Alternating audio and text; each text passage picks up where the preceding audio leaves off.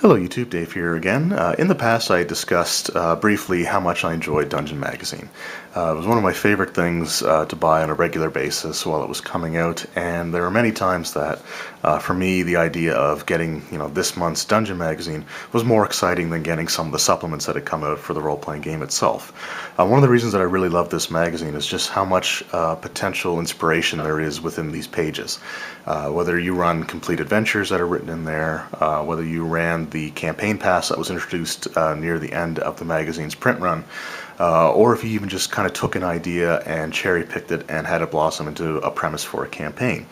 So I actually wanted to dedicate a couple of videos to talking about how this one just short 5-page adventure ended up inspiring 2 campaigns, one of which was my longest running self-made campaign, so homebrewed, whatever you want to refer to it as, and the other one was unfortunately one of the shorter ones. Not the shortest, but one of the shorter ones. And that's actually the one I'm going to talk about in this particular video because it was the first campaign. The adventure that I'm actually referring to that was a source of inspiration was from this particular issue of Dungeon Magazine. And the adventure was called Provincial Prior Cause. I had done a review of that where I discussed, the summary of the adventure.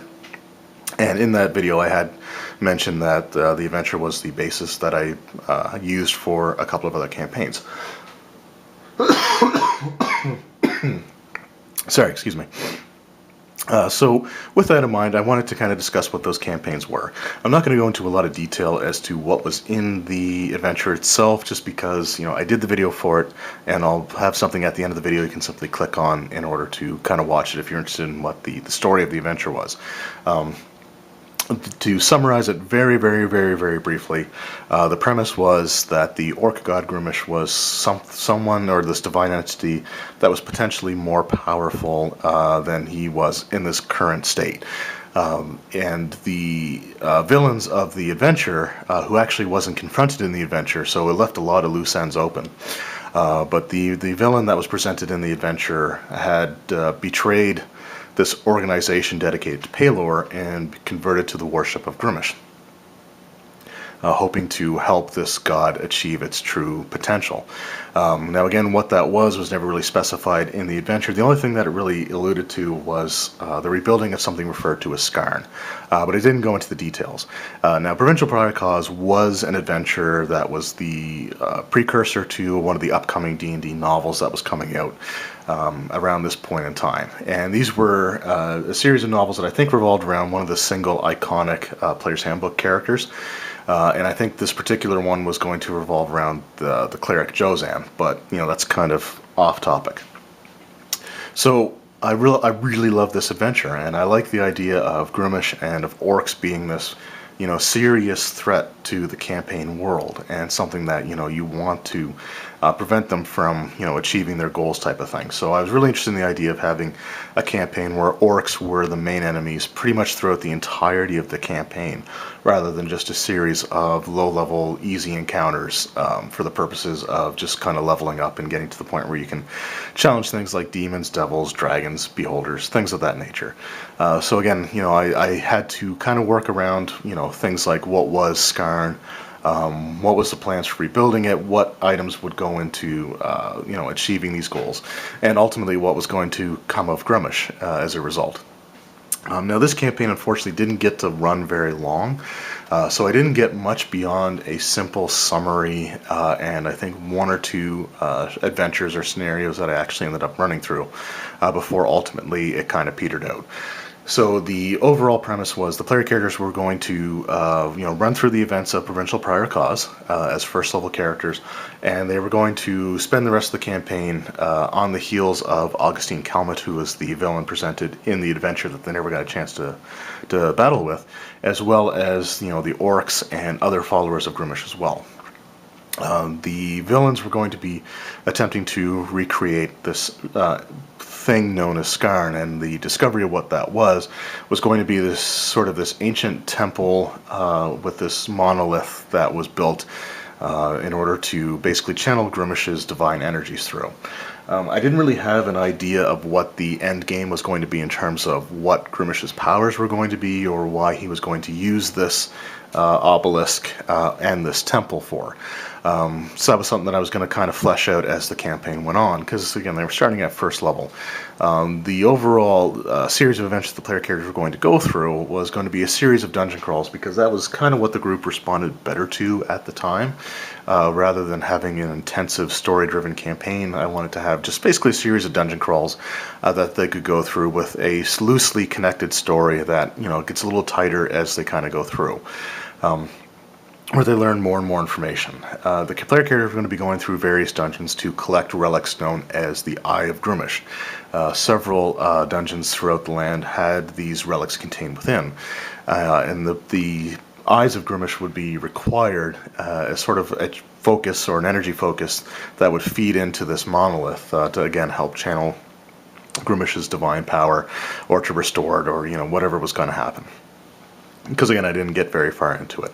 Now, capturing these relics wasn't going to stop the orcs, but it would slow them down long enough for the player characters to become powerful enough to actually take on this group. Throughout the campaign, they would also have interactions with the Soldiers of the Sun, which was a religious organization that again was introduced in the adventure.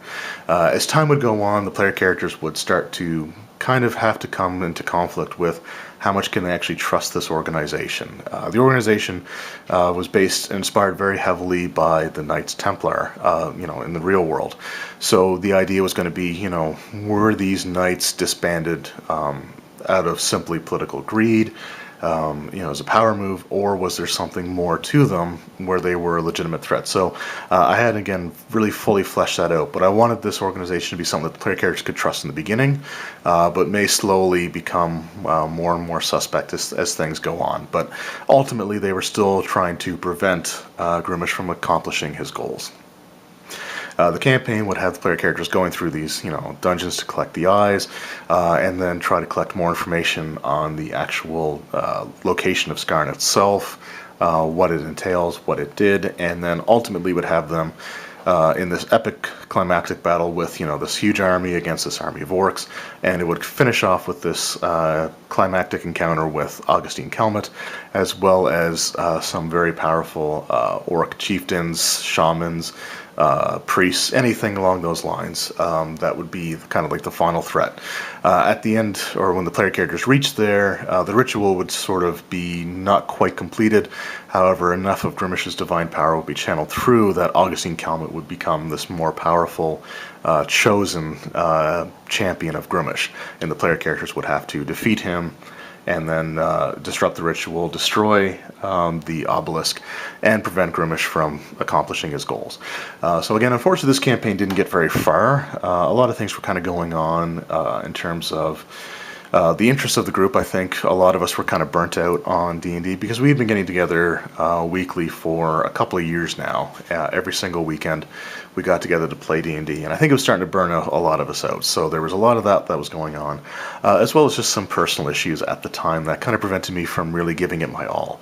It just reached the point where I just didn't have the mental energy to continue designing dungeons, designing NPCs. This was a 3rd edition campaign, so there was a lot of work that would go into designing NPC villains and things of that nature, and I just didn't really have the heart for it at this point in time.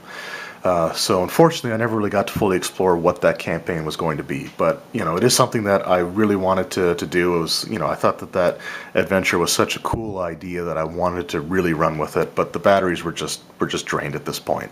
I ended up actually taking a little over a year off, I believe, from DMing at this point.